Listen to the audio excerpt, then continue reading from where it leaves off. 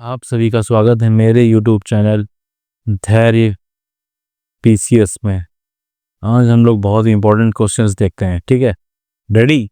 तो सबसे पहले हम लोग देखते हैं आजीवक संप्रदाय के संस्थापक कौन है। आजीवक संप्रदाय के संस्थापक हैं मक्खलीपुत्र गोशाल।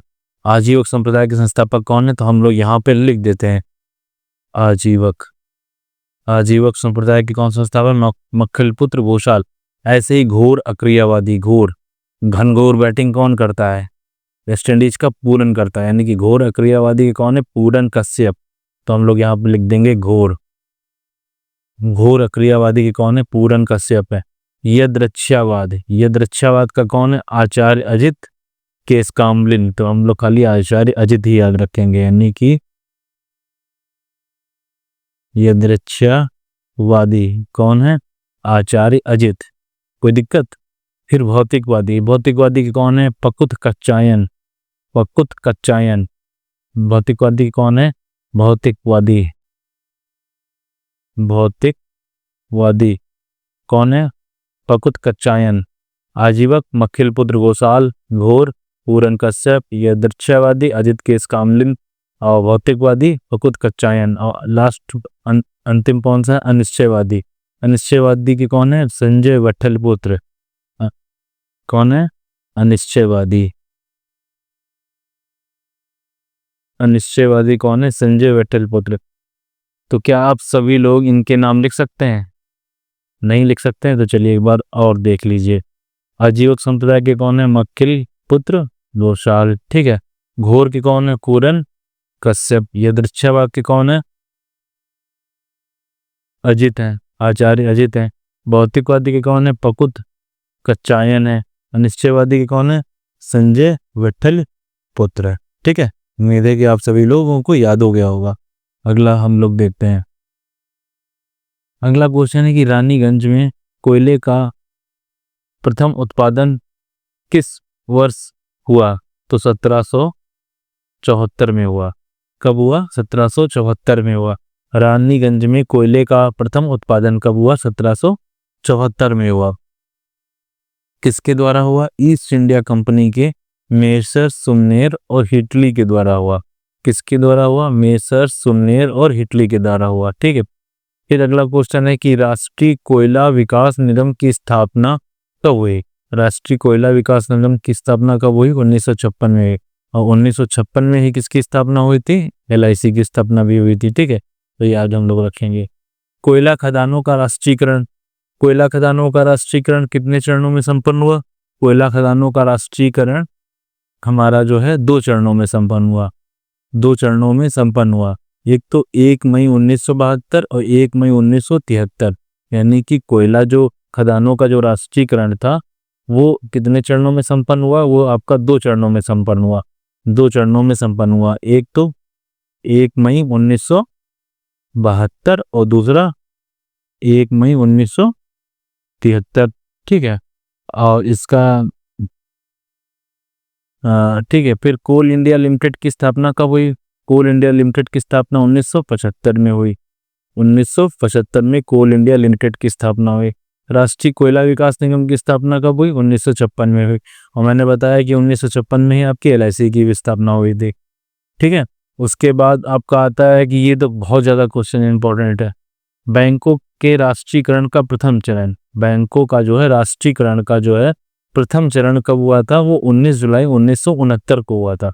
बैंकों का जो राष्ट्रीयकरण का, यानी कि जो बैंक थे, बैंकों का जो नेशनलाइजेशन था उसका जो फर्स्ट चरण था वो कब हुआ था? वो 1969 में हुआ था, ठीक है। 19 जुलाई 1969 में हुआ था। 19 जुलाई 1969 में। और दूसरा कब हुआ था? 15 अप्रैल 1980। 15 अप्रैल 1980, यानी कि 15 अप्रैल 1980 ये सेकंड चरण था, ठीक है। और जो फर्स्ट चरण था वो कब था? 19 जुलाई 1969 को ये पहला चरण था। और ये दूसरा चरण कब था? 15 अप्रैल 1980 को दूसरा चरण हुआ था, यानी कि बैंकों का राष्ट्रीयकरण का प्रथम चरण और दूसरा चरण। फिर आता है कि RRBs की स्थापना कब हुई थी, यानी कि क्षेत्रीय ग्रामीण बैंकों की स्थापना कब हुई थी? तो 2 अक्टूबर 1975 को ही हुई थी। और 1975 को ही याद रखना कि कोल इंडिया लिमिटेड की स्थापना हुई थी, लेकिन ये नवंबर 1975 को हुई थी, ठीक है। और नाबार्ड की स्थापना 12 जुलाई 1982 को हुई थी। तो ये याद रखना, ऐसे याद रख लो कि पहले आरआरबी आया था। आरआरबी कब आया था? 1975 को आया था। और उसके बाद आया था आपका नाबार्ड आया था। नाबार्ड की स्थापना कब हुई थी? 1982 को हुई थी। और ये इसकी डेट अगर पूछेगा तो कब हुई थी? 12 जुलाई 1982 को हुई थी। कोई दिक्कत इसमें? मुझे तो नहीं लगता कि कोई दिक्कत होनी चाहिए। तो एक बार फिर से हम लोग देख लेते हैं, यहाँ पे देख लेते हैं क्या देखना है। सबसे पहले ये देखना है, ये देखो, ये इस तरीके से हम लोग देखते हैं कि देखो आरआरबी कब आया था? आरआरबी आया था 1975 में। और नाबार्ड कब आया? 1982 में। अगर आरआरबी की डेट पूछेगा तो इसकी डेट है 2 अक्टूबर 1975 और नाबार्ड की डेट कितनी है? 12 जुलाई 1982। और बैंकों के राष्ट्रीयकरण की तो डेट हमने बता ही दी कि पहला जो राष्ट्रीयकरण हुआ था वो 19 जुलाई 1969 को हुआ था। और जो दूसरा राष्ट्रीयकरण हुआ था बैंकों का, जो दूसरा जो चरण था राष्ट्रीयकरण का, वो 15 अप्रैल 1980 में हुआ था, ठीक है। कोई क्वेश्चन छूटा? और फिर ये एक अच्छा क्वेश्चन बनता है कि नाबार्ड की स्थापना जो हुई थी वो किस कमेटी की सिफारिश पे हुई थी? तो वो किस कमेटी की सिफारिश पे हुई थी? वो सीव-रमन कमेटी की सिफारिश पे हुई थी। तो सीव-रमन में आखिरी में ना आता है और ना से ही क्या चालू हो जाता है? नाबार्ड, ठीक है। तो हम लोगों को याद हो गया कि नहीं याद हुआ? उम्मीद है कि आप सबको ये याद हो गया होगा। अब आगे चलते हैं हम लोग। मुगल बादशाहों का क्रम। तो थोड़ा इसको हम लोग जो है छोटा कर लेते हैं, थोड़ा सा और छोटा करते हैं, ठीक है। तो सबसे पहले कौन सा मुगल बादशाह था? सबसे पहले मुगल बादशाह था बहादुर शाह फर्स्ट। कौन सा था? बहादुर शाह फर्स्ट, जिसको हम बी से लिख लेते हैं, ठीक है। फिर जहांदार शाह था, तो बीजे बीजे। और फिर रफ़ी उल दौला और रफ़ी उल दर्जत, बीजे आर आर लिख लेते हैं, ठीक है। बीजे आर आर लिख लिया, कोई दिक्कत? यानी कि बी से कौन सा हुआ? बहादुर शाह प्रथम, जैसे जहांदार शाह और रफ़ीउल दौला, रफ़ीउल दर्जत। जो रफ़ीउल दर्जत था इसी को हम लोग क्या बोलते हैं? शाहजहां सेकंड बोलते हैं। और बहादुर शाह प्रथम तो हम लोग क्या बोलते हैं? इसी का नाम था शाह आलम फर्स्ट था। तो यानी कि डीजे आर आर, रफ़ीउल दौला और रफ़ीउल दर्जत, ठीक है। उसके बाद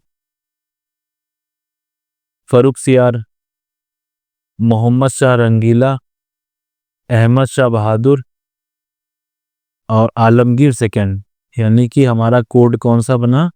बीजे आर आर और FM डबल ए, ठीक है। BJ R R FM double A.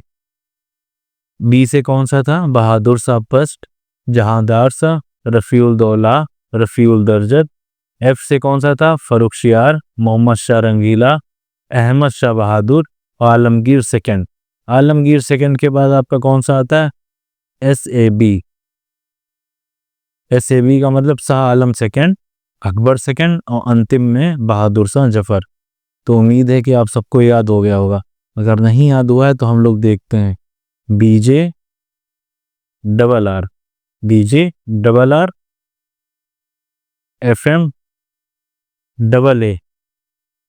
B से बहादुर शाह प्रथम, जे से जहांदार शाह, रफ़ीउल दौला, रफ़ीउल दर्जत, फर्रुख सियार, मोहम्मद शाह रंगीला, अहमद शाह बहादुर, आलमगीर सेकंड और SAB,